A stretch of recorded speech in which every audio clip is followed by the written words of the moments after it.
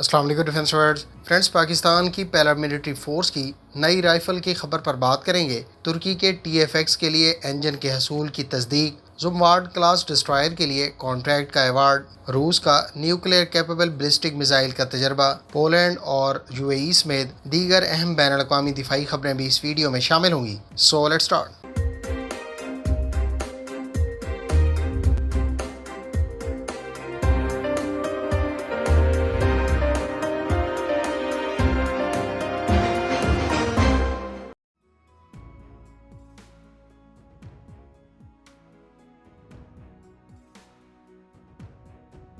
پاکستان کی paramilitary force کے پاس موجود بیلاروس کی تیار کردہ VSK-100 رائفل دیکھنے کو ملی ہے۔ ان رائفلز کے بارے میں اطلاعات ہیں کہ یہ منسٹری آف انٹیریئر کی طرف سے گزشتہ برس ڈائریکٹلی بیلاروس سے پرچیز کی گئی تھیں۔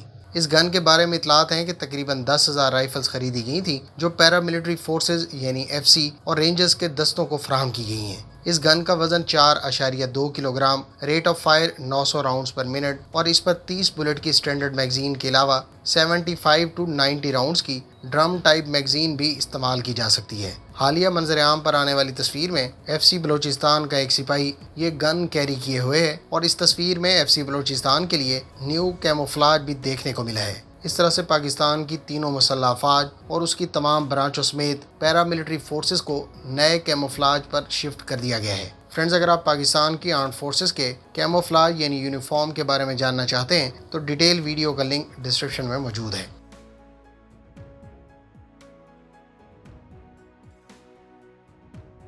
ترک ایروسپیس انڈسٹریز کے جنرل مینیجر کا کہنا ہے کہ گوک پے یوٹیلیٹی ہیلی کاپٹر کے لیے کانٹریکٹس سائن کر لیے گئے ہیں۔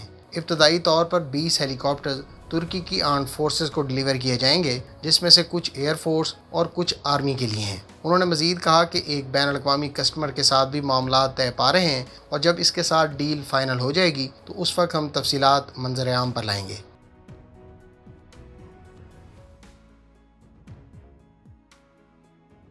فرینڈز، امریکی کمپنی ریتھیون کو زموارڈ کلاس ڈسٹرائر کے لیے کانٹریکٹ ایوارڈ کیا گیا ہے۔ $483 ملین کی اس ڈیل کے تحت ریتھیون زموارڈ کلاس ڈسٹرائر کو مینٹین اور ماڈرنائز کرنے کا کام سر انجام دے گی۔ اس ڈیل میں $1.68 ارب کا 5 سالہ آپشنل کانٹریکٹ بھی شامل ہے۔ واضح رہے کہ زموارڈ کلاس ڈسٹرائر نے دسمبر 2021 میں امریکن نیوی میں IOC یعنی انیشیل آپریشنل کیپیبلٹی حاصل کی تھی۔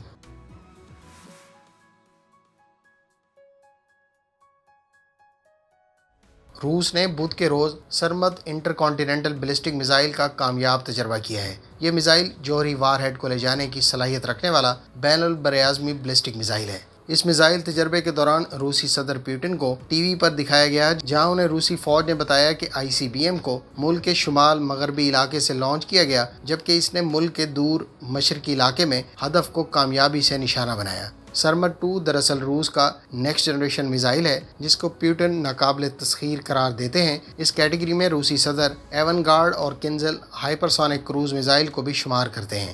سرمت ICBM میں 10 یا اس سے زائد نیوکلیئر وار ہیڈ کو کیری کرنے کی صلاحیت موجود ہے۔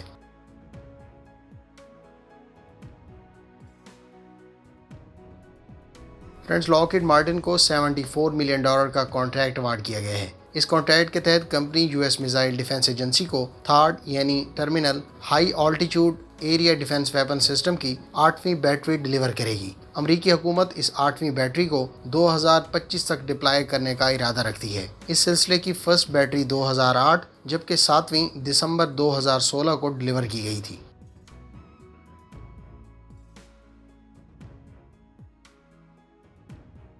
ترک ایروسپیس انڈسٹریز کے آفیشلز کا کہنا ہے کہ ابتدائی طور پر 5th جنریشن طیارے TFX کے لیے امریکی ساختہ F110 انجن US سے خریدا جا رہا ہے، جبکہ بعد میں مقامی انجن تیار کر لیا جائے گا جس کو 2030 سے پہلے اس ایئر کرافٹ کے لیے ریڈی کر کے اکوپ کیا جائے گا۔ واضح رہے کہ اس سے پہلے ترکی یوکرین، روس اور برطانوی کمپنیوں کے ساتھ اس معاملے میں نیگوشیٹ کر چکا ہے۔ چند روز پہلے کمپنی کے سینئر آفیشل کا کہنا تھا اس طیارے کے 1600 پارٹس کی ڈیولپمنٹ مکمل کر لی گئی ہے اور پہلا طیارہ 2023 میں رول آؤٹ کر دیا جائے گا۔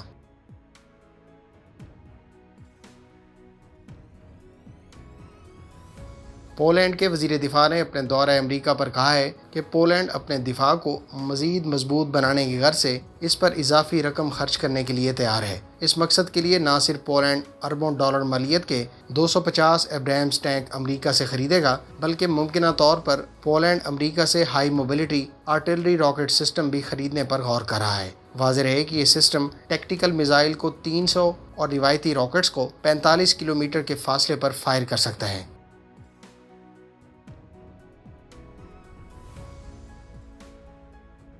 امریکی سیکرٹری ڈیفنس سے ٹیلی فونک رابطے میں چینی وزیر دفاع نے کہا ہے کہ امریکہ کو تائیوان کی عسکری سپورٹ ختم کرنا ہوگی اور امریکہ کو سمندر میں اپنی اشتعال انگیز نقل و حرکت کو بھی روکنا ہوگا۔ چینی وزیر دفاع نے مزید کہا کہ چین اپنی علاقائی سلامتی کا دفاع ہر قیمت پر کرنا جانتا ہے اور اس کی بھرپور صلاحیت بھی رکھتا ہے۔ یاد رہے کہ چین اور امریکہ کے درمیان حالیہ دنوں میں امریکی قانون دانوں کے دورہ تائیوان کی وجہ سے کشیدگی پائی جاتی ہے۔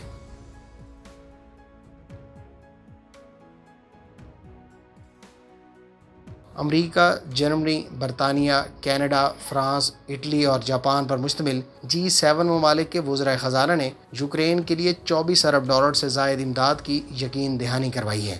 G7 ممالک کے وزرائے خزانہ اور مرکزی بینکوں کے سربراہان نے 24 فروری کو روس اور یوکرین جنگ کے آغاز کے بعد سے اس کے خلاف مشترکہ بیان بھی جاری کیا گیا ہے۔ بیان کے مطابق روس کی یوکرین کے خلاف شروع کردہ جنگ کی وجہ سے ہونے والے جانی اور مالی نقصان کے گلوبل اقتصادیات پر اثرات کے موضوعات پر بھی بات چیت کے لیے G7 کے وزرائے خزانہ اور مرکزی بینکوں کے سربراہان نے یہ اجلاس کیا ہے۔ ادھر روس کی وزارت دفاع نے یوکرین کے شہر ماریوپول پر قبضہ کرنے کا دعویٰ کیا ہے۔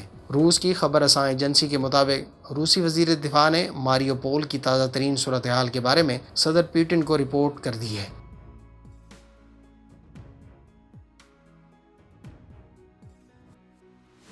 متحدہ عرب امارات کی طرف سے آرڈر کردہ 80 رفال F4 اسٹینڈرڈ طیاروں سے متعلق فرانس کو پہلی قسط موصول ہو گئی ہے۔ گزشتہ برس دسمبر تک فرینچ کمپنی کو 86 رفال طیاروں کا آرڈر موصول ہو چکا تھا، جس میں سے 31 مصر، 6 یونان اور 12 فرانس کی ایئر اور اسپیس فورس کے لیے تھے۔ UAE نے 80 رفال طیارے اس کے بعد آرڈر کیے تھے، جبکہ انڈونیشیا بھی غالباً 24 طیارے آرڈر کر چکا ہے۔ متحدہ عرب امارات کو لیٹسٹ F4 اسٹینڈرڈ کے رفال طیارے 2027 سے ملنا شروع ہوں گے اور یہ ڈلیوریز 2031 تک مکمل ہوں گی۔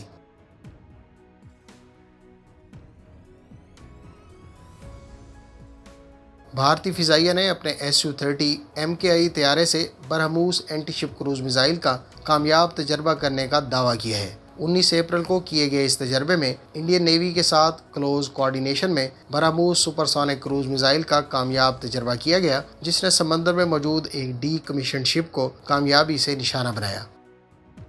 فرینڈز، یہ تھیں آج کی ڈیفنس اپڈیٹس۔ امید ہے اس ویڈیو سے آپ کی معلومات میں اضافہ ہوگا۔ ملتے ہیں نیکسٹ ویڈیو کے ساتھ۔ اپنی دعاؤں میں یاد رکھیے گا۔ اللہ حافظ۔ پاکستان زندہ باد۔